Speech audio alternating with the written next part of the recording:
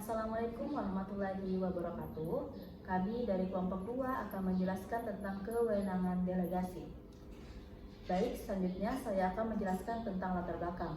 Dalam hukum administrasi negara, kewenangan atau wewenang merupakan unsur penting untuk menentukan sah atau tidaknya suatu putusan pemerintah. Dalam pasal 52 Undang-Undang Nomor 30 Tahun 2014 tentang administrasi negara menjelaskan bahwa penjabat wajib melaksanakan putusan peradilan yang berkekuatan hukum tetap. Jika pejabat tersebut tidak melaksanakannya, maka ada mekanisme pertanggungjawaban berjenjang, mulai dari pejabat yang bersangkutan hingga kepada atasannya, kemudian bisa berakhir pada presiden sebagai pemegang kekuasaan tertinggi. Selanjutnya adalah sumber kewenangan dalam Undang-Undang Administrasi Pemerintahan terdiri atas 3. Yang pertama adalah atribusi, yaitu kewenangan asli yang diberikan oleh Undang-Undang Dasar 1945 atau Undang-Undang. Yang kedua adalah delegasi, yang akan kita bahas lebih dalam pada video kali ini. Nah, delegasi adalah pelimpahan kewenangan dari pejabat yang memiliki kewenangan atributif kepada pejabat lain melalui peraturan perundang-undangan. Tanggung jawab beralih kepada penerima delegasi atau delegataris, sementara pemberi delegasi disebut delegans. Yang ketiga adalah mandat, yaitu penugasan kepada bawahan untuk bertindak atas nama pemberi mandat. Tanggung jawab berada pada pemberi mandat. Nah, pemenuhan aspek kewenangan mencerminkan asas negara hukum, yaitu bahwa setiap tindakan pemerintah harus memiliki dasar hukum yang jelas dan tidak melampaui kewenangan. Hal ini juga selaras dengan asas umum pemerintahan yang baik seperti akuntabilitas, proporsionalitas, dan kepastian hukum. Baik, rumusan masalah yang akan kami jelaskan dalam video ini. Yang pertama adalah apa arti kewenangan delegasi. 2. Apa dasar hukum yang mengatur tentang kewenangan delegasi di Indonesia? 3. Bagaimana penerapan kewenangan delegasi dalam praktik penyelenggaraan pemerintahan di Indonesia? Nah, di sini juga ada tujuan. Yang pertama itu untuk memenuhi tugas mata kuliah pengantar hukum Indonesia, dan yang kedua itu memahami mengenai wewenang dan kewenangan, dan yang ketiga itu memperdalam pemahaman mengenai wewenang delegasi.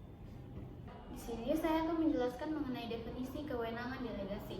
Kewenangan delegasi adalah pelimpahan kewenangan dari pejabat atau badan pemerintahan yang lebih tinggi kepada pejabat atau pejabat pemerintahan yang lebih rendah. Jadi pejabat pemerintahan yang ada di atas itu memberikan kewenangan kepada pejabat yang ada di bawah. Nah, dalam delegasi, penerima diberi otoritas untuk melaksanakan tugas atau membuat keputusan yang sebelumnya menjadi tanggung jawab pemberi delegasi. Namun, kewenangan ini dapat dicabut atau ditarik kembali apabila terjadi penyalahgunaan atau penyimpangan sesuai kewenangan atribusi yang diberi pemberi delegasi. Baik, selanjutnya saya akan menjelaskan tentang Undang-Undang Nomor 30 Tahun 2014 tentang Administrasi Pemerintahan. Undang-undang tentang administrasi pemerintahan dimaksudkan sebagai salah satu dasar hukum bagi badan atau pejabat pemerintahan, warga masyarakat, dan pihak-pihak lain yang terkait dengan administrasi pemerintahan dalam upaya meningkatkan kualitas penyelenggaraan pemerintahan. Pada pasal 13 ayat 2 Undang-Undang Administrasi Pemerintahan, badan atau pejabat pemerintah memperoleh wewenang melalui delegasi apabila A. Diberikan badan atau pejabat pemerintah kepada badan atau pejabat pemerintah lainnya. B. Ditetapkan dalam peraturan pemerintah, peraturan presiden, dan peraturan daerah. C. Merupakan wewenang pelimpahan atau sebelumnya telah ada. Baik, selanjutnya yaitu penerapan kewenangan delegasi dalam pemerintahan. Dalam hukum administrasi negara, delegasi merupakan pelimpahan kewenangan sekaligus tanggung jawab hukum dari pejabat yang lebih tinggi kepada pejabat yang lebih rendah. Penerima delegasi memiliki legitimasi penuh untuk membuat keputusan selama masih dalam batas kewenangan yang diberikan dan tidak bertentangan dalam peraturan perundang-undangan. Delegasi memungkinkan proses pengambilan keputusan menjadi lebih cepat, efisien, dan sesuai kebutuhan unit kerja atau daerah tertentu.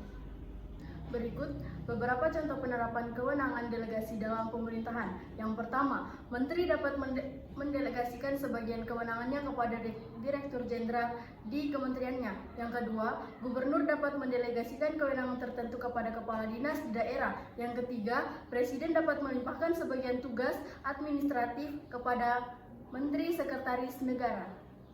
Jadi kesimpulan yang dapat kita ambil dari kewenangan delegasi adalah bentuk pelimpahan kewenangan dari pejabat pemerintah yang lebih tinggi kepada pejabat pemerintah yang lebih rendah, di mana tanggung jawab dan tanggung jawab sepenuhnya beralih kepada penerima delegasi.